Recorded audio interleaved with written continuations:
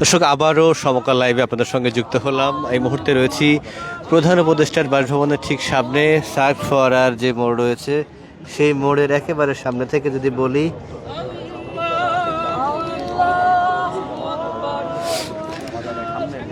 আওয়ামী লীগ নিষিদ্ধের দাবিতে 14 ঘন্টার বেশি সময় ধরে যেই বিক্ষোভ, যেই আন্দোলন চলছে অন্তর্বর্তী সরকারের প্রধান উপদেষ্টা বাসভবনের ঠিক সামনে, সেখানেই জুম্মার নামাজের পর একটি বড় গণজমায়েত হওয়ার কথা বলা হয়েছিল নেতাকর্মীদের পক্ষ থেকে, এবং যার ফলস্বরূপ আমরা দেখছি যে এখানে জুম্মার নামাজ আদায় করছেন যে সমস্ত মানুষজন, সাধারণ মানুষ, বিভিন্ন দল মত পেশার মানুষ অংশ নিয়েছেন এই বিক্ষোভে, এবং সবাই এই সার্ক ফোয়ারার ঠিক সামনেই জুম্মা নামাজ আদায় করছেন। এবং আমরা দুইভাবে জুম্মা নামাজ আদায় হচ্ছে, একটা সার্ক ফোয়ারার ঠিক সামনে, আর একটা যমুনার ঠিক একেবারে সামনে, যেটা রমনা পার্ক লাগোয়া সেই জায়গাটিতে।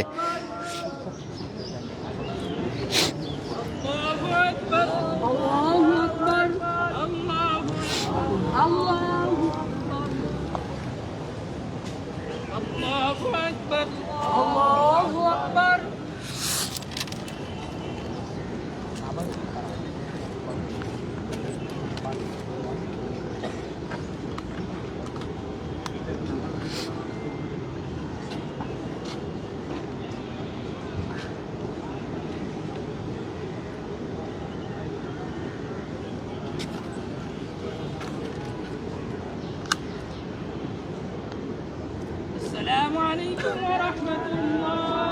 السلام عليكم. السلام عليكم ورحمة الله. السلام عليكم ورحمة الله. এবং নামাজ শেষ হওয়ার পরপরই সবার নারায়ে তাকবীর আল্লাহু আকবার স্লোগানে এই জায়গাটি কিন্তু মানে একটি বিক্ষোভ এর প্রস্তুতি, সেটা কিন্তু আবার শুরু হয়েছে।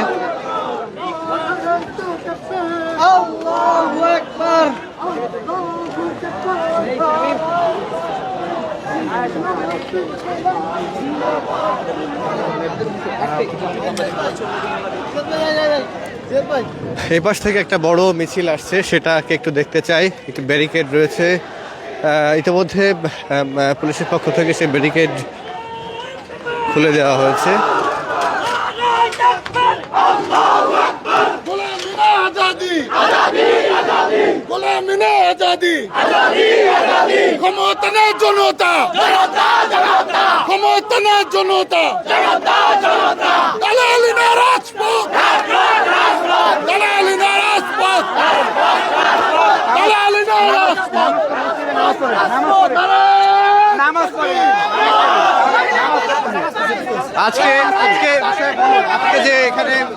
আসলে আজকে একটাই দাবি, সেটা আওয়ামী লীগকে নিষিদ্ধ করতে হবে। সেটার জন্য আমরা রাজপথে নেমে এসেছি।